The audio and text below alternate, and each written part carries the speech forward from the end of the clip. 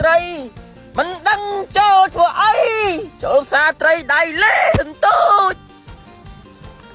សុភាពបរោះសម័យថ្មីបើមិនចេះស្ទួយត្រីកុំចង់ស្រឡាញ់កូនគេវាមិនខ្មាស់ទេអាប៉ោយអាស្ទួយទិញស្ទួយត្រីទិញអញគេឲ្យដល់ចូលផ្សារអាប៉ោយឲ្យឆត់បានស្ទួយហើយសម្បត្តិឲ្យពោះវិញចឹងអាប៉ោយសម្បត្តិក្នុងព្រៃនេះមកបឹងអីបើពោះវិញចឹងអត់ទេស្ទួយខ្លះទិញខ្លះម៉ែទិញខ្លះអាណាស្ទួយបានអាណាទិញមើលត្រី5ហ្នឹងនេះអារោះអានេះស្ទួយក៏ទិញចានេះទិញហើយចុះនេះអានឹងទិញក៏ទិញដែរចាអា2នេះទៀត2ស្ទួយញ៉ាំពោះវិញចឹងអាប៉ោយទិញទាំងត្រីប្រើទិញទាំងអស់ហ៎បាទ